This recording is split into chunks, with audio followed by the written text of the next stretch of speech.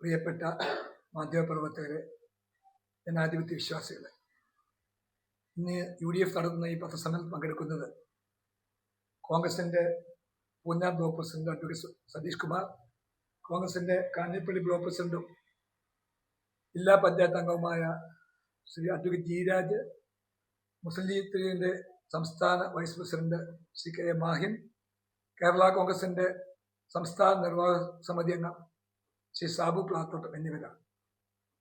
തെരഞ്ഞെടുപ്പ് കഴിഞ്ഞ് വളരെ അടിയന്തരമായി എല്ലാവരും തെരഞ്ഞെടുപ്പ് ആലസ്യം നിൽക്കുമ്പോഴും വോട്ടിന്റെ കണക്കൂട്ടലും കൂട്ടലും കഴിയും നടക്കുമ്പോഴും അടിയന്തരമായി UDF നേതൃത്വം ഇത്തരം പത്രസമ്മേളനം വിളിച്ചുകൂടിയ പ്രധാനപ്പെട്ട കാരണം, കഴിഞ്ഞ 2-3 ദിവസങ്ങളായി BJPയുടെ കേന്ദ്ര കമ്മിറ്റി അംഗം ശ്രീ PC ജോർജും BJPയുടെ സംസ്ഥാന വൈസ് പ്രസിഡന്റ് ശ്രീ ഷോൺ ജോർജും ക്രൈസ്തവ മതമേലധ്യക്ഷന്മാർക്കെതിരെയും ക്രൈസ്തവ സമൂഹത്തിനെതിരെയും മറ്റ് മതവിശ്വാസികൾക്ക് നടത്തുന്ന നിന്ദ്യമായ രാഷ്ട്രീയ കുപ്രചരണങ്ങൾക്ക് മറുപടി പറയാനാണ് ഞങ്ങൾ ആഗ്രഹിക്കുന്നത്.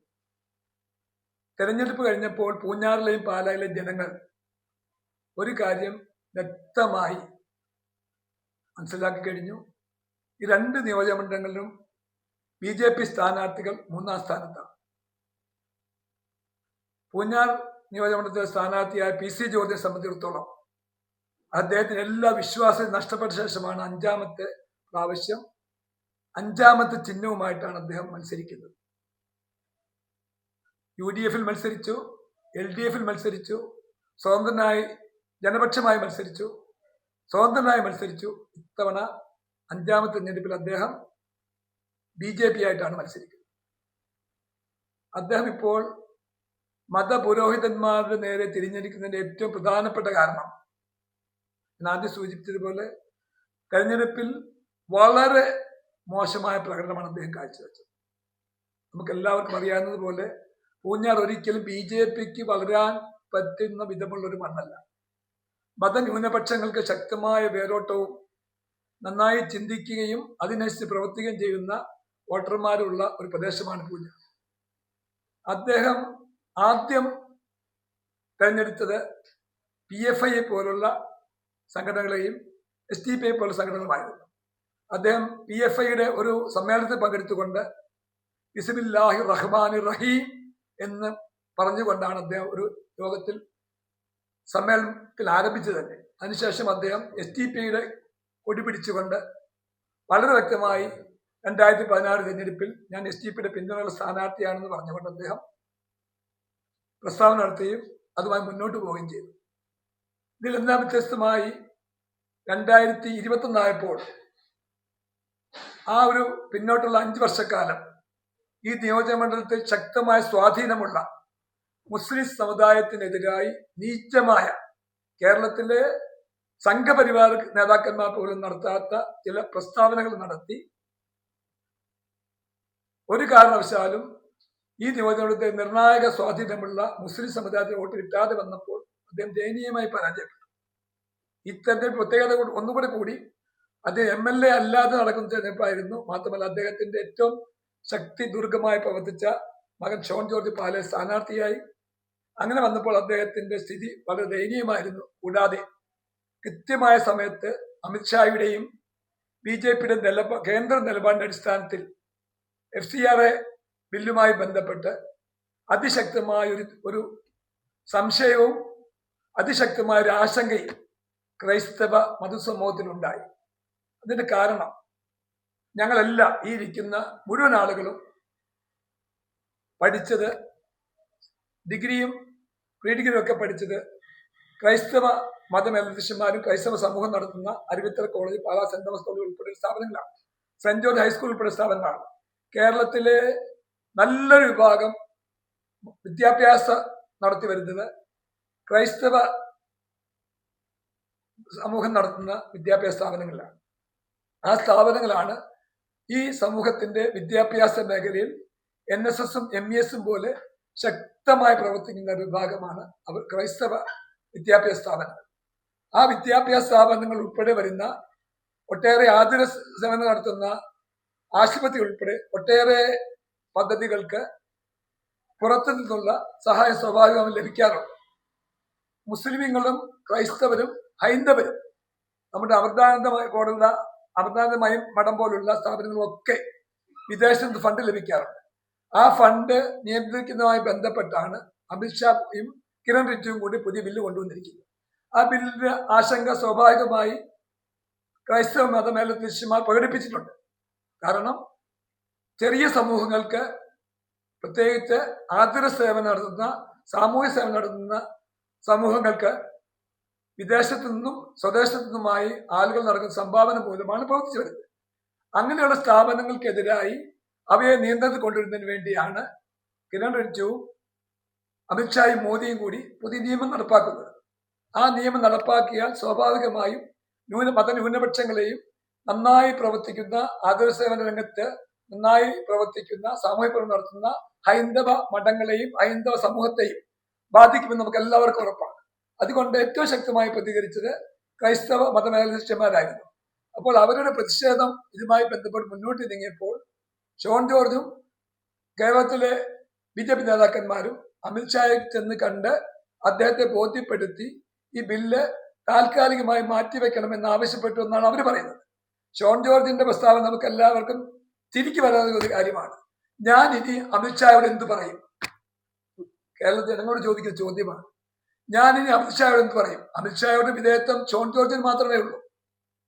കേരളത്തിലെ പൊതുസമൂഹത്തിനോ കേരളത്തിലെ രാഷ്ട്രീയ പാർട്ടികൾക്കോ കേരളത്തിലെ ക്രൈസ്തവ സമൂഹത്തിനോ ഒരു ബാധ്യതയും അമിത്ഷായോട് എന്നല്ല മറ്റ് ഒരു BJP നേതാക്കളോടും ഒരു കോൺഗ്രസ് നേതാവിനോടും അല്ലെങ്കിൽ മറ്റിതര രാഷ്ട്രീയ നേതാക്കൾ ഒന്നുമില്ല. അവർ നടത്തുന്ന വിശ്വാസപരമായ കാര്യങ്ങൾക്ക് ഇന്ത്യൻ ഭരണഘടന ഉറപ്പ് നൽകുന്ന കാര്യങ്ങൾ പാലിച്ച് മുന്നോട്ട് പോകണം മാത്രമാണ് ആവശ്യപ്പെടുന്നത്. അത് മാത്രമാണ് അമിത്ഷായുടെ പ്രീതി. നാടുവാഴുന്ന കൊച്ചു തമ്പുരാനിന്റെ കാട്ടിൽ ചെന്ന് നിന്ന് ഞങ്ങളുടെ കരുണ കാട്ടണമേ എന്നല്ല അവർ പറഞ്ഞത്. ഭരണഘടനാപരമായി ഇന്ത്യൻ ഭരണഘടന ഉറപ്പ് നൽകുന്ന കാര്യങ്ങൾ പാലിക്കണമെന്നാണ് അവർ അമിത്ഷായോട് ആവശ്യപ്പെട്ടത്. എന്തെങ്കിലും കാര്യസാധ്യത്തിന് വേണ്ടി പിതാവിനും പുത്രനും ഒരുപക്ഷെ അമിത്ഷായോട് മറുപടി പറയാൻ കഴിഞ്ഞില്ലെങ്കിൽ പോലും ജനാധിപത്യത്തിൽ വിശ്വസിക്കുന്ന, ഭരണഘടനയിൽ വിശ്വസിക്കുന്ന കേരളത്തിലെ, ഇന്ത്യയിലെ ഒരു ജനാധിപത്യ വിശ്വാസിയും അമിത്ഷായുടെ അടുത്ത് പോയി ഞാൻ എന്ത് മറുപടി പറയും എന്ന് ചോദിക്കാറില്ല. അങ്ങനെ ചോദിക്കേണ്ട ആവശ്യം UDF-നോ LDF-നോ മറ്റിതര മതേതര പ്രസ്ഥാനങ്ങൾക്കോ ഇല്ല. അപ്പോൾ PC ജോർജ് മകൻ ഷോൺ ജോർജും ക്രൈസ്തവ മതപുരോഹിതന്മാർക്കെതിരായും ക്രൈസ്തവ സമൂഹത്തിനെതിരായും ഇത്തരമൊരു ആരോപണം ഉന്നയിക്കുന്നത് പരാജയ ഭീതി പൂർണ്ണമായും മുന്നിൽ കണ്ടുകൊണ്ടാണ്. സ്ഥാനാർത്ഥികൾക്കും രാഷ്ട്രീയ പാർട്ടികൾക്കും തിരഞ്ഞെടുപ്പ് കഴിയുമ്പോൾ ഒരു വിശകലനമുണ്ട്. ആ വിശകലനത്തിൽ സ്വാഭാവികമായും 3-ാം സ്ഥാനത്തേക്ക് മാറും എന്ന് ഉറച്ച ബോധ്യമുള്ളത് കൊണ്ട് ആരുടെയെങ്കിലും തലയിൽ കയറി ആ പാഭാരം കെട്ടിവെക്കുന്നതിന്റെ ഒരു മാത്രമാണ് PC ജോർജും ഷോൺ ജോർജും ഈ പ്രസ്താവന നടത്തുന്നത്.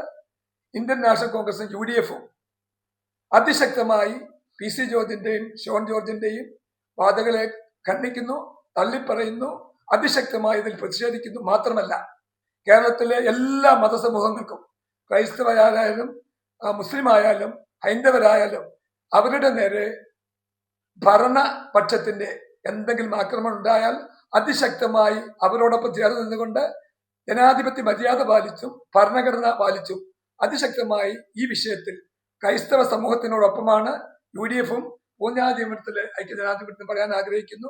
അതുകൊണ്ട് ഇനി ഇത്തരം പരിപാടികളുമായി PC ജോർജും മകനും മുന്നോട്ട് പോകുന്നത് കാര്യങ്ങളാണ് അദ്ദേഹം ശക്തമായി ഉന്നയിച്ചിരിക്കുന്നത്. അതിനെക്കുറിച്ച് ജീരാജ് സംസാരിക്കും. മുസ്ലിം ലീഗിന്റെ ഇതുമായി ബന്ധപ്പെട്ട നടപടികൾ മാഹിൻ സംസാരിക്കും. തെരഞ്ഞെടുപ്പുമായി ബന്ധപ്പെട്ട 1-2 കാര്യങ്ങൾ പറയാൻ ആഗ്രഹിക്കുന്നു. കാരണം തെരഞ്ഞെടുപ്പിന്റെ ഒരു ചർച്ചകൾ നടന്നു വരികയാണ്. ഞങ്ങളുടെ വിശകലനങ്ങൾ പൂർണ്ണമായ തലത്തിൽ എത്തിയില്ലെങ്കിൽ പോലും തെരഞ്ഞെടുപ്പ് ദിനങ്ങൾ ഞങ്ങൾക്ക് 20 ദിവസം മാത്രമാണ് UDF-നും ഞങ്ങൾ സ്ഥാനാർത്ഥിക്ക് ലഭിച്ചത്. ഒരിക്കലും ഉണ്ടാകാത്ത ഉണർവും ആവേശവും ഇന്ന് വരെ ഒരു തെരഞ്ഞെടുപ്പിൽ ദർശിക്കാത്ത വലിയ പിന്തുണയുമാണ് UDF സ്ഥാനാർത്ഥി അഡ്വക്കേറ്റ് MJ സെബാസ്റ്റ്യൻ ലഭിച്ചത്. അതിന് പല കാരണങ്ങളുണ്ട്. ഏറ്റവും പ്രധാനപ്പെട്ട കാരണം ഞങ്ങൾ വീട് കയറി ഇറങ്ങപ്പോൾ, ഞങ്ങൾ മീറ്റിംഗ് നടത്തിയപ്പോൾ, പര്യടനം നടത്തിയപ്പോൾ ഞങ്ങൾക്ക് മനസ്സിലായ വസ്തുത പിണറായി വിരുദ്ധ ഒരു മുന്നേറ്റം, അതിശക്തമായ പിണറായി വിരുദ്ധ തരംഗം കേരളത്തിലെമ്പാടും ഉണ്ടായതുപോലെ പൂഞ്ഞാറിൽ ഉണ്ടായിട്ടുണ്ട്. മാത്രമല്ല രണ്ടാമതായി പ്രകടന പത്രികയിൽ 2021 പ്രകടന പത്രികയിൽ പറഞ്ഞ യാതൊരുവിധ വാഗ്ദാനങ്ങളും നമ്മുടെ മുൻ MLA അല്ലെങ്കിൽ ഇപ്പോഴത്തെ MLA ആയ പ്രതിപക്ഷ സ്ഥാനാർത്ഥി സെബാസ്റ്റ്യൻ കുളത്തങ്ങളിന് പാലിക്കാൻ പറ്റിയില്ല എന്നുള്ളത് കൊണ്ട് ജനങ്ങളുടെ പ്രതിഷേധം, വിരുദ്ധ വികാരം, പിണറായിയോടുള്ള പ്രതിഷേധം, സെബാസ്റ്റ്യൻ കുളത്തങ്ങളുടെ വികസന മുരടിപ്പ്, ഈ 3 കാര്യങ്ങളും മുന്നിൽ വെച്ചുകൊണ്ടാണ് UDF ഈ തെരഞ്ഞെടുപ്പിൽ ജനങ്ങളെ നേരിട്ടത്. ഞങ്ങളുടെ ഭാഗത്ത് നല്ല റെസ്പോൺസാണ് ലഭിച്ചത്. സ്ഥാനാർത്ഥിക്കും UDFനും വലിയ വിജയ പ്രതീക്ഷയും ആത്മവിശ്വാസം നൽകുന്ന തെരഞ്ഞെടുപ്പായിരുന്നു. നല്ലൊരു മാർജിന് ഞങ്ങൾ ജയിക്കുമെന്നാണ് ഞങ്ങളുടെ പ്രതീക്ഷ. അത് നിങ്ങളുമായി പങ്കുവയ്ക്കുന്നു. അത് ജയരാജനെ സംസാരിക്കാൻ. ഇത്തവണ പൂഞ്ഞാർ നിയോജകമണ്ഡലത്തിൽ നിന്നും മത്സരിച്ച NDA സ്ഥാനാർത്ഥി ശ്രീ PC ജോർജിന്റെ ചില പദപ്രയോഗങ്ങൾ നമ്മൾ എല്ലാവരും ശ്രദ്ധിക്കുകയുണ്ടായി. ഒരുപക്ഷെ PC ജോർജിനെ അറിയാവുന്ന എല്ലാവർക്കും ഒരു കാര്യം മനസ്സിലാവും, അദ്ദേഹം ആദ്യമായിട്ടല്ല ഒരു മത നേതാവിനെ അഥവാ സാമുദായിക നേതാവിനെ അഥവാ സമുദായത്തെ അധിക്ഷേപിക്കുന്നത്. എന്നൊക്കെ ജീവിതത്തിൽ പരാജയങ്ങൾ ഉണ്ടായിട്ടുണ്ടോ അപ്പോഴെല്ലാം അതിന് മറുപടി എന്നുള്ള നിലയിൽ ആരെയെങ്കിലും ഒരാളെ അപമാനിച്ചുകൊണ്ട് അധിക്ഷേപിച്ചുകൊണ്ട് സമൂഹത്തിൽ പിടിച്ചു നിൽക്കാനാണ് ശ്രമിക്കുന്നത്. ഈ തെരഞ്ഞെടുപ്പിലും ഇതിനു മുമ്പേ സംസാരിച്ചതുപോലെ ഒരു പരാജയ ഭീതിയുടെ മുന്നിൽ നിൽക്കുന്ന ശ്രീ PC ജോർജ് ആ പരാജയത്തിന് ഒരു കാരണം കണ്ടുപിടിച്ചത് ക്രൈസ്തവ മതമേലധ്യക്ഷന്മാർ രാഷ്ട്രീയ പ്രവർത്തനം നടത്തി എന്നുള്ളത്. അതിലെ മുഖ്യമായിട്ടും കാഞ്ഞിരപ്പള്ളി രൂപത അധ്യക്ഷനെയാണ് പരാമർശിച്ചിട്ടുള്ളത് എന്ന് മനസ്സിലാക്കുന്നു. പക്ഷേ വർഷങ്ങളായി കാഞ്ഞിരപ്പള്ളിയുടെ പൊതുരംഗത്ത് വളരെ സജീവമായി പ്രവർത്തിക്കുന്ന ഞാൻ അടക്കമുള്ള മുഴുവൻ ആളുകളും പല ആവശ്യങ്ങൾക്കും നമ്മുടെ രൂപത അധ്യക്ഷനുമായി ബന്ധപ്പെട്ടിട്ടുണ്ട്, പല ആശയവിനിമയങ്ങളും നടത്തിയിട്ടുണ്ട്. അതിൽ നിന്നൊക്കെ വ്യക്തമാകുന്ന ഒരു കാര്യം, സമൂഹത്തിന് നന്മ ഉണ്ടാകുന്ന ഏതൊരു കാര്യത്തിലും വളരെ സജീവമായി ആശയപരമായും അല്ലാതെയും ഒക്കെ വളരെ സഹകരിക്കുന്ന വലിയ ഒരു ആത്മീയ നേതാവാണ് കാഞ്ഞിരപ്പള്ളി രൂപത അധ്യക്ഷൻ എന്ന് പറയാൻ ആഗ്രഹിക്കുകയാണ്. നമുക്ക് എല്ലാവർക്കും ഉള്ള പോലെ ഒരു രാഷ്ട്രീയ കാഴ്ചപ്പാട്, നിലപാട് മറ്റുള്ളവർക്കും ഉണ്ടാകുന്നതിൽ അസ്വാഭാവികമായി യാതൊന്നുമില്ല. പക്ഷെ അതിനെ ഒരു തെരഞ്ഞെടുപ്പ് പരാജയം മുന്നിൽ കണ്ടുകൊണ്ട് വ്യക്തിപരമായി അധിക്ഷേപിക്കുന്നതും ഒരു സമുദായത്തെ തന്നെ അധിക്ഷേപിക്കുന്നതും തികച്ചും പ്രതിഷേധാർഹമാണ്, അപലപനീയമാണ്. UDF ഇവിടെ സൂചിപ്പിച്ച പോലെ ഇന്ത്യൻ നാഷണൽ കോൺഗ്രസ് എല്ലാ കാലഘട്ടത്തിലും ഇതുപോലെയുള്ള PC ജോർജിന്റെ സാമുദായിക നേതാക്കന്മാരെയും സമുദായത്തെയും അധിക്ഷേപിക്കുന്ന നടപടിയിൽ മുൻകാലങ്ങളിലും അതിശക്തമായ പ്രതിഷേധം രേഖപ്പെടുത്തിയിട്ടുണ്ട്. നമ്മുടെ ഇത്തവണ നടത്തിയിട്ടുള്ള ക്രൈസ്തവ മതമേലധ്യക്ഷന്മാർക്കെതിരെ നടത്തിയിട്ടുള്ള പരാമർശങ്ങളിലും അതിശക്തമായ പ്രതിഷേധവും രേഖപ്പെടുത്തുന്നതോടൊപ്പം തന്നെ ആ നടപടിയെ അപലപിക്കുകയും ചെയ്തു. കഴിഞ്ഞ ദിവസം PC ജോർജും മകൻ ഷോൺ ജോർജും ക്രൈസ്തവ സമൂഹത്തിന് നേരെയും ക്രൈസ്തവ സഭാപിതാക്കൾക്ക് നേരെയും നടത്തിയ അതിനിശിതമായ വിമർശനങ്ങൾ, അതിൻ്റെ എല്ലാ അർത്ഥത്തിലും ആ രൂക്ഷമായ ഭാഷയിൽ ആ വിമർശനങ്ങളെ UDF തള്ളിക്കളയുന്നു. മുസ്ലിം ലീഗ് പാർട്ടി 100% ക്രൈസ്തവ സമൂഹത്തിനോടൊപ്പം സഭാപിതാക്കന്മാരോടൊപ്പം നിലകൊള്ളും എന്നുള്ള കാര്യം ഇവിടെ അറിയിക്കുകയാണ്. നമുക്കറിയാം, PC ജോർജിന് പ്രത്യേകമായ ഒരു ലൈസൻസ് ചീത്ത വിളിക്കുവാനും തെറി വിളിക്കുവാനും പ്രത്യേകതയുണ്ടോ എന്നുള്ള കാര്യത്തിൽ കുറെ കാലമായി കേരളത്തിലെ സമൂഹത്തിന് സംശയമുണ്ട്. വളരെ വ്യാപകമായ രീതിയിൽ കഴിഞ്ഞ കുറെ കാലമായി അദ്ദേഹം നടത്തിവരുന്ന വളരെ മോശമായ ഭാഷാ പ്രയോഗങ്ങൾ കേരള സമൂഹം എമ്പാടും നേരത്തെ തന്നെ തള്ളിക്കളഞ്ഞിട്ടുള്ളതാണ്. നമുക്കറിയാം, കേരളത്തിലെ മുസ്ലിം സമുദായത്തിന് നേരെ വളരെ മോശമായ സംസാരങ്ങൾ നടത്തി. അതിനുശേഷം കേരളത്തിലെ ഏറ്റവും പ്രധാനപ്പെട്ട സമുദായമായ ഈഴവ സമൂഹത്തിനെതിരെ, അവരുടെ നേതാക്കൾക്കെതിരെ വളരെ മോശമായ ഭാഷാ പ്രയോഗങ്ങൾ നടത്തി. ഒടുവിൽ താൻ വിശ്വസിക്കുന്ന സമൂഹത്തിനും അതിൻ്റെ ബഹുമാന്യരായ മത നേതാക്കൾക്കുമെതിരെ അദ്ദേഹം നടത്തുന്ന ഈ വർത്തമാനങ്ങൾ ഒരുപക്ഷെ ഒരു മനുഷ്യന് ഏറ്റവും മോശമായ രീതിയിൽ എങ്ങനെ എത്താമോ ആ ഒരവസ്ഥയിലേക്ക് അദ്ദേഹം എത്തിയിരിക്കുന്നു എന്നാണ് ജനം മനസ്സിലാക്കുന്നത്. സ്വന്തം ആവശ്യത്തിന് വേണ്ടിയും അവനവൻ്റെ താല്പര്യത്തിന് വേണ്ടിയും നിലകൊള്ളാതെ വരുമ്പോൾ ആ സമൂഹങ്ങളെ തള്ളിപ്പറയുകയും മോശമായ രീതിയിൽ പ്രതികരിക്കുകയും ചെയ്യുന്ന പ്രവണത, അതിന് മുഴുവൻ വളം വെച്ചു കൊടുത്തത് ഞങ്ങൾ പറയുന്നു കഴിഞ്ഞ 10 വർഷം കേരളം ഭരിച്ച പിണറായി സർക്കാരാണ്. ആ സമയത്തൊക്കെയും അദ്ദേഹം നടത്തിയ ഈ രാഷ്ട്രീയ ജൽപ്പനങ്ങൾ ഒന്നിൽ പോലും വേണ്ട രീതിയിൽ അദ്ദേഹത്തെ ശിക്ഷിക്കുവാനോ കേസെടുക്കുവാനോ കഴിയാതെ അതിനൊക്കെ പ്രോത്സാഹിപ്പിക്കുന്ന ഒരു നിലപാടുമായാണ് കഴിഞ്ഞ ഇടത് സർക്കാരിന്റെ 2 സമയവും കടന്നുപോയത്. അതിന്റെ പിന്നിൽ നിന്ന് ആ കേസ് എടുത്ത് ഹൈക്കോടതി പോലും അറസ്റ്റ് ചെയ്ത് ജയിലിലിടണമെന്ന് പറഞ്ഞിട്ട് പോലും ഇടത് സർക്കാരിന്റെ ഭരണപരമായ സൗകര്യങ്ങൾ ഉപയോഗപ്പെടുത്തിക്കൊണ്ട് PC ജോർജിനെ ഒരു ദിവസം പോലും ജയിലിലിടാതെ വന്നതിന്റെ പരിണിത ഫലമാണ് അദ്ദേഹം ചെയ്ത ശിക്ഷയ്ക്കും അദ്ദേഹം നാട്ടിൽ ഉണ്ടാക്കുന്ന വർഗീയ കലാപങ്ങൾക്ക് ആഹ്വാനം ചെയ്തുകൊണ്ടുള്ള ഈ പ്രസ്താവനകൾക്കും ഗവൺമെന്റ് നിയമ തലത്തിൽ നിന്നുകൊണ്ട് ഇടപെടുകയോ ശക്തമായ നടപടികൾ സ്വീകരിക്കാതെ വന്ന് അയാൾക്ക് സൗകര്യം പോലെ സപ്പോർട്ട് ചെയ്തു കൊടുത്ത സർക്കാരിനും കൂടി ഈ വിഷയത്തിൽ പങ്കുണ്ട് എന്നുള്ള കാര്യം ഇവിടെ പറയുക.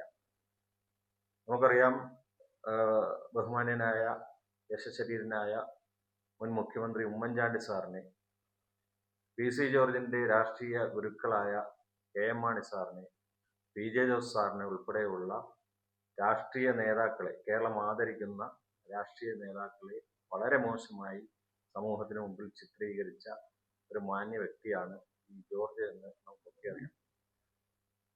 കേരളത്തിലെ ക്രൈസ്തവ വിഭാഗവും സഭാ മേലധ്യക്ഷന്മാരും കേരള സമൂഹത്തിന് നൽകിയിട്ടുള്ള സംഭാവനകൾ നമുക്കൊക്കെ ആരും പറയാതെ തന്നെ എല്ലാവരുടെയും ബോധ്യത്തിലുള്ള കാര്യങ്ങളാണ്.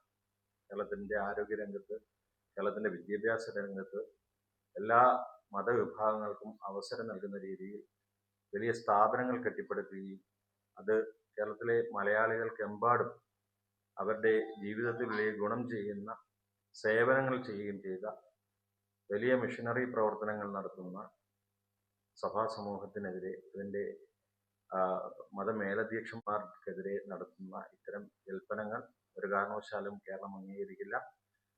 നമുക്കറിയാം, നമ്മുടെ ഈ പ്രദേശത്തൊക്കെയും മികച്ച വിദ്യാഭ്യാസ സ്ഥാപനങ്ങൾ കെട്ടിപ്പടുത്ത് അവിടെ വിദ്യാർത്ഥികൾക്ക് പഠിക്കുവാനുള്ള അവസരങ്ങൾ ഉണ്ടാക്കി കൊടുത്ത് അതോടൊപ്പം തൊഴിൽ നൽകുവാനുള്ള സാഹചര്യങ്ങൾ ഉണ്ടാക്കി കൊടുത്ത് കേരളത്തിൻ്റെ ആരോഗ്യരംഗത്തെ ലോകത്തിന് തന്നെ മാതൃകയാക്കുന്ന രീതിയിലുള്ള ആതുര സ്ഥാപനങ്ങൾ നടത്തി അതിൽ നിസ്വാർത്ഥമായ സമർപ്പിതമായ സേവനങ്ങൾ നടത്തി മുന്നോട്ട് പോകുന്ന ക്രൈസ്തവ സഭാ നേതൃത്വവും അവരുടെ സന്യാസിനിമാർ ഉൾപ്പെടെയുള്ള ആ വിഭാഗവും അവർക്കൊക്കെ എതിരെ PC ജോർജ് നടത്തിയ ഈ വിമർശനങ്ങൾ അത് തികച്ചും രാഷ്ട്രീയപരമാണ്.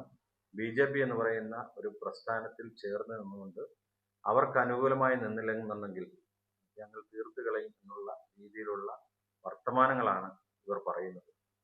നമുക്കറിയാം, വിദേശ നാണയ നിയന്ത്രണ ബില്ല് കൊണ്ടുവന്നിട്ട് അതിൽ ബ്ലാക്ക് മെയിൽ ചെയ്യുന്ന ഒരു രാഷ്ട്രീയമാണ് ഇപ്പോൾ BJP കളിക്കുന്നത്. നേരത്തെ മുസ്ലിം സമുദായവുമായി ബന്ധപ്പെട്ട് വഖഫ് ഭേദഗതി ബിൽ കൊണ്ടുവന്നിട്ട് അതിൽ ആ സമുദായത്തെ മുഴുവൻ കെട്ടിയിടുന്ന രീതിയിലുള്ള ഒരു നിയമവുമായി ബന്ധപ്പെട്ടു വന്നു. മുസ്ലിം സമുദായം ഒന്നടങ്കം ആ വിഷയത്തിൽ മറ്റ് സഹോദര സമുദായങ്ങളോടൊപ്പം നിന്നുകൊണ്ട് അതിനെ ചെറുത്ത് നിൽക്കുകയാണ് ഉണ്ടായത്. ഇപ്പോൾ പുതുതായി ക്രൈസ്തവ സമൂഹത്തിനെ നിയന്ത്രിക്കുവാൻ വേണ്ടി പുതിയ ബില്ലുമായി കേന്ദ്ര സർക്കാർ അവരുടെ രാഷ്ട്രീയം കളിക്കുകയാണ്. ഇങ്ങനെ ഓരോ സമുദായത്തിനു നേരെയും തരാതരം പോലെ ഒരവസരത്തിൽ യാതൊരു പ്രശ്നങ്ങളുമില്ലാത്ത ഒരു സമൂഹത്തിനിടയിലേക്ക് പുതിയ പുതിയ നിയന്ത്രണങ്ങളും പുതിയ പുതിയ ബില്ലുകളും കൊണ്ടുവന്നിട്ട് ആ സമുദായത്തിനെ മുൾമുനയിൽ നിർത്തിയിട്ട് ഞങ്ങൾ അത് പരിഹരിച്ചു തരാം, അതിന് തിരിച്ച് ഞങ്ങൾക്ക് രാഷ്ട്രീയപരമായ സപ്പോർട്ട് നൽകണം എന്നുള്ള ഏറ്റവും മോശമായ ബ്ലാക്ക് മെയിലിംഗ് രാഷ്ട്രീയം സംഘപരിവാരത്തിന്റെ ഭാഗത്തു നിന്ന് വരുമ്പോൾ അതിന് കൂടിക്കൊടുക്കുന്ന നിലപാടാണ് PC ജോർജും സംഘവും ചെയ്യുന്നത്. അവരുടെ നിയന്ത്രണത്തിൽ ഈ പറയപ്പെട്ട ആളുകളെ കിട്ടാതെ വരുമ്പോൾ പിന്നെ അവരോട് മോശമായ രീതിയിൽ പെരുമാറുകയും അവരെ പേടിപ്പിക്കുകയും ചെയ്യുന്ന ഒരവസ്ഥ അത് കേരളത്തിലെ ജനാധിപത്യ സമൂഹം അംഗീകരിക്കില്ല. 100% അത് തള്ളിക്കളയും എന്നുള്ള കാര്യത്തിൽ യാതൊരു സംശയവുമില്ല.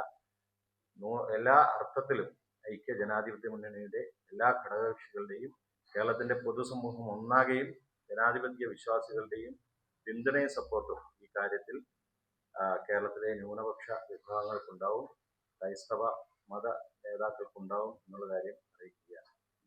നൂറ്റാണ്ടുകൾ പഴക്കമുള്ള ഒരു പത്രമാണ് ദീപിക ദിനപത്രം എന്ന് പറയുന്നത്. നമുക്ക് എല്ലാവർക്കും അറിയാം. ദീപിക ദിനപത്രം BJPയുടെ ചെൽപ്പടിക്ക് നിൽക്കണമെന്ന ഉദ്ദേശത്തോടു കൂടി PC ജോർജും അദ്ദേഹത്തിന്റെ ശിങ്കിടികളും നടത്തുന്ന ഇതുപോലെയുള്ള പ്രസ്താവനകൾ പത്രപ്രവർത്തകര് ദീപിക പോലുള്ള പത്രങ്ങൾ അവജ്ഞയോടുകൂടിയാണ് ഇന്ന് അതിന്റെ എഡിറ്റോറിയൽ ബോർഡിൽ വായിച്ചിട്ട് നമുക്ക് എന്തോ വലിയൊരു ആത്മാനി ശക്തി ഉണ്ട് എന്ന് സ്വയമേ വിശേഷിപ്പിച്ച് ക്രൈസ്തവ മേലധ്യക്ഷന്മാരെയും മറ്റു മത മേലധ്യക്ഷന്മാരെയും സമുദായ സൗഹൃദം തകർക്കുന്നതിന് വേണ്ടി ഈ കേരളമാകെ സമുദായ സൗഹൃദത്തോടെ നിലനിൽക്കുന്ന വലിയ ഒരു കൂട്ടമായ ഹൈന്ദവ മുസ്ലിം ക്രിസ്ത്യൻ സമൂഹത്തെ തമ്മിൽ തല്ലിക്കുന്നതിന് വേണ്ടിയാണ് PC ജോർജും അനുചാരകന്മാരും ഇതുപോലെയുള്ള പ്രസ്താവനകൾ നടത്തുന്നത്. ഇത് അപലംബീയമായ കാര്യമാണ്, നിശിതമായി വിമർശിക്കപ്പെടേണ്ട കാര്യമാണ്. ഈ നിലപാട് ഇന്ന് പൂഞ്ഞാറിൽ ഇപ്പോൾ ആരംഭിച്ചിട്ടുണ്ടെങ്കിൽ, പൂഞ്ഞാറിൽ ശ്രീ PC ജോർജ് ആരംഭിച്ചിട്ടുണ്ടെങ്കിൽ ഇതിന്റെ പുറകിൽ വലിയ രാഷ്ട്രീയ അജണ്ട ഉണ്ട് എന്നുള്ളതാണ് നമ്മൾ മനസ്സിലാക്കുന്നത്. ഇതിനു മുമ്പ് വഖഫ് ബോർഡ് നിയമം വന്നപ്പോൾ നമ്മുടെ ഈ വലിയ ന്യൂനപക്ഷമായ നമ്മുടെ മുസ്ലിം സമൂഹത്തെ അവരുടെ ചെൽപ്പിടിക്ക് ലഭിക്കാൻ വേണ്ടിയുള്ള നിയമനിർമ്മാണങ്ങൾ കൊണ്ടുവരുമെന്ന് ഭീഷണിപ്പെടുത്തി. അതോടൊപ്പം ഇപ്പോൾ ഇതാ FCR നിയമം കൊണ്ടുവന്ന് ക്രൈസ്തവ മേലധ്യക്ഷന്മാരെയും ക്രൈസ്തവ സ്ഥാപനങ്ങളെയും കൂട്ടും എന്ന നിലയിലേക്ക് അവരെത്തിക്കുന്നു.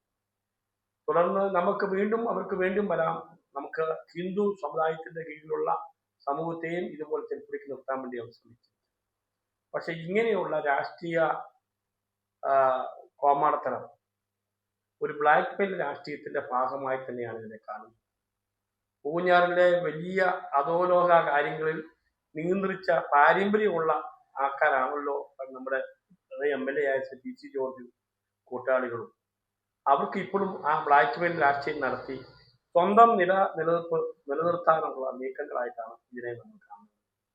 ദീപിക പോലുള്ള നൂറ്റാണ്ടുകൾ പഴക്കമുള്ള പത്രത്തെ അവർ ചെൽപ്പടിക്ക് നിർത്തുവാൻ വേണ്ടി PC ജോർജും കൂട്ടരും നടത്തുന്ന ഈ ശ്രമങ്ങൾ അവസാനിപ്പിച്ച് നമ്മുടെ നാടിന്റെ വാർത്താ മാധ്യമങ്ങൾക്ക് സ്വതന്ത്രമായി പ്രവർത്തിക്കാനുള്ള അവസരങ്ങൾ നിഷേധിക്കുന്നത് നിഷേധകരമായ കാര്യമാണ് എന്ന് മാത്രം ഞാൻ